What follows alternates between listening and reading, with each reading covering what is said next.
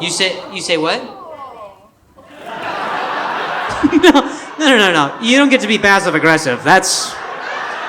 Hey everybody. What you just saw was footage from a live show of a girl in the audience shouting out that she hopes my wife leaves me. In this video, I'm going to show you the moments leading up to this audience member making that statement, what might have motivated her to make it, and the moment I discovered that this woman and I have a history. Also, now might be a great time to let you know, we do videos like this every week, so feel free to subscribe below for new content. Or if you want to come see me live so you can speak now or forever hold your peace, my marriage, I am on tour, so feel free to pop on over to drewlynch.com so you can grab some tickets. All right, let's get into it. This show took place at a beautiful theater in Tucson, Arizona. Yes, it's pronounced Tucson, not Tucson, despite the accent you might hear there. I start the show off, as I always do, by making some local references to the town. When we got to the airport, they have suckers with scorpions in them. And that was when I was like, I might not do the show. That seems like an initiation if I've ever seen one.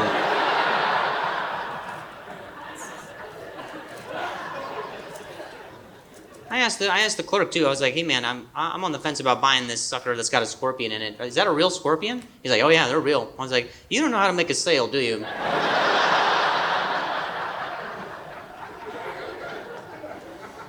he's like, "Well, they're dead." I was like, "What are we fucking talking about right now? Like, what are you talking about? I'm not gonna eat a scorpion. I'm not a... What psychopath gets off the plane and is like, let me get one of them scorpion suckers.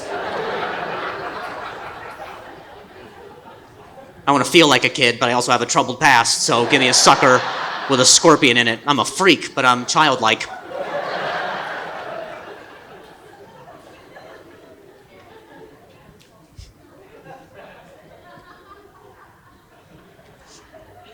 And they had different flavors of it too. Isn't that wild? Just different flavors. He was like, we got watermelon, we got berry, we have apple. I was like, yeah, but they all seem to have scorpions inside of them. So, if a fella could just get a regular sucker, just get my licks in, that would be nice. Without the very real possibility of dying. How do we know? How do we know it's dead? Did you check? How do you know? How do we not know that he's just, just fossilized himself for his next victim?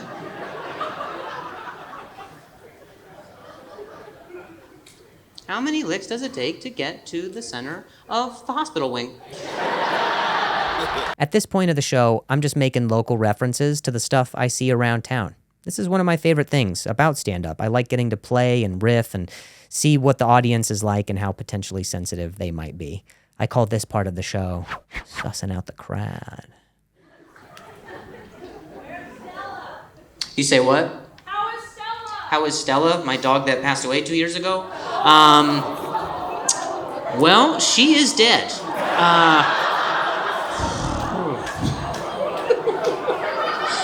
Don't you fucking awe at me. She didn't do her research. Why are you mad at me? What am I supposed to say? Well, she's good. Things are good.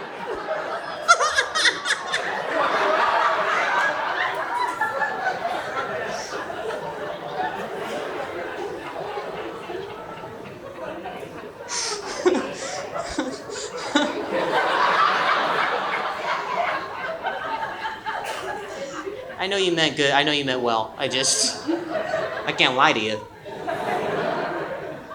But, I hope she's good. No way to really know. I tell you what, if a scorpion sucker later, I'll give you an update. I'll let you know how it went. I'm reunited with my dog. She's like, why are you here? I'm like, you're never gonna guess, dude.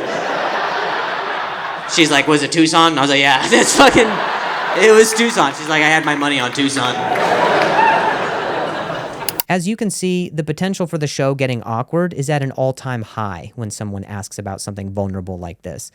A lady in the crowd wants to know how my dog is doing, not knowing that she passed away a few years ago. Now, I want to be honest by letting her know what happened, while also letting the audience know that I'm okay and that this moment is not going to deter my mood from keeping things in the show buoyant. It is painful whenever I think about Stella and the way that she passed, but what I would have said to that audience member had this setting been more appropriate is that Stella's mom and I, we spent a year taking her to different veterinarians around the country. We flew around because she was having issues eating. She was having issues with her heart. And it came to a point where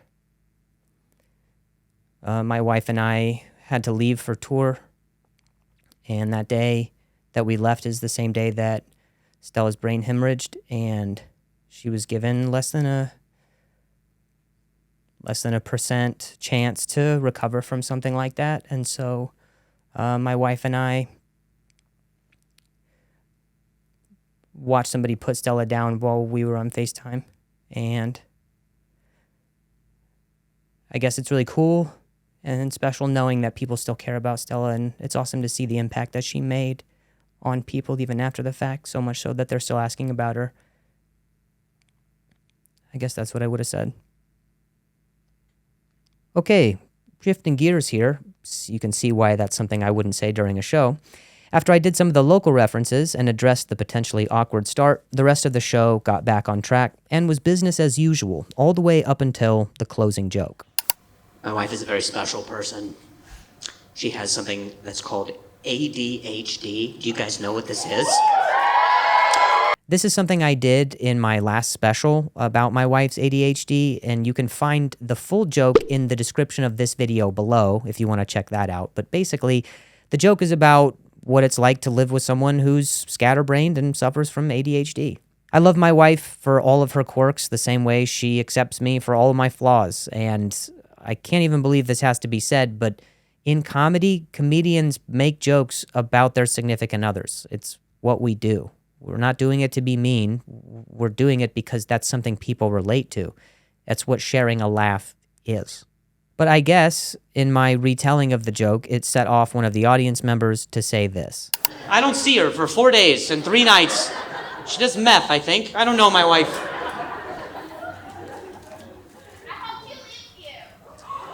You say what? No. You don't get to be passive aggressive. That's not what's happening. What'd you say the first time? Then you hope she leaves me. That's fucked up, bro. At this point, the audience realizes this is a pretty bold claim, and so I expect some accountability in her owning it. You don't just get to throw out damning wishes and then backpedal. If you're gonna heckle. So I do some investigating by asking questions about her. Who are you here with tonight? Your girlfriend? Like sexual girlfriend or like friend girlfriend? Like you've tried some stuff?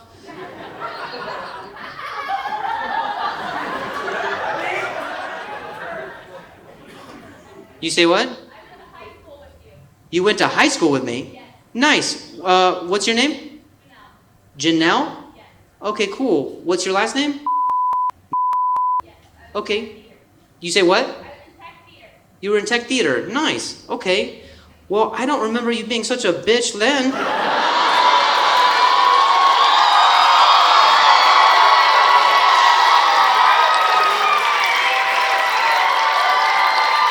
This is a bizarre way of saying, hey, good to see you again. I'm not really sure what her game plan was for either of us at this point, but let's proceed.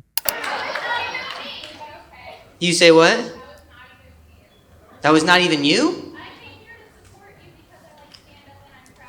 I appreciate that. Is the goal here to just confuse me? Was she not prepared for the Uno reverse? I appreciate the support, but I'm kind of looking for a perp at this time. I was joking before. I hope you were. You said that wasn't you before, so wait, your friend said something or you said something? There's two of you. Okay, that doesn't answer my question. Yeah, you can't talk just like ambiguously like that. There's two of us. Which one do you choose? I'm like, what? This isn't the Matrix in fucking Tucson. I'm trying to... I would have had 4 scorpion suckers in order to avoid this very passive-aggressive interaction. So the only way I can mitigate someone from my past saying something about my current relationship is Well, I'm glad that you came, Janelle, and whoever said it, I agree.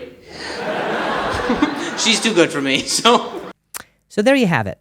A whole show packed with conflict and suggestions that really left more questions rather than answers. Was Janelle the one who made the comment, or was it her friend? Was her intention to make a scene or make a funny? Is everyone in Tucson on meth? Let me know your guys' thoughts in the comments below. How would you have handled this situation? And for the record, my wife is aware of everything that is said about her on stage. I always make sure I run the jokes by her first to make sure I'm not crossing any line, and always with the intention of protecting her integrity, as some of you have met her and can confirm she is an amazing human being. I appreciate you guys checking out our videos, and as always, feel free to subscribe below if you're not already, or if you want to come see me on tour, you can check out my website for a town near you so you can come scrutinize my personal life in a public setting. All right, we'll see you.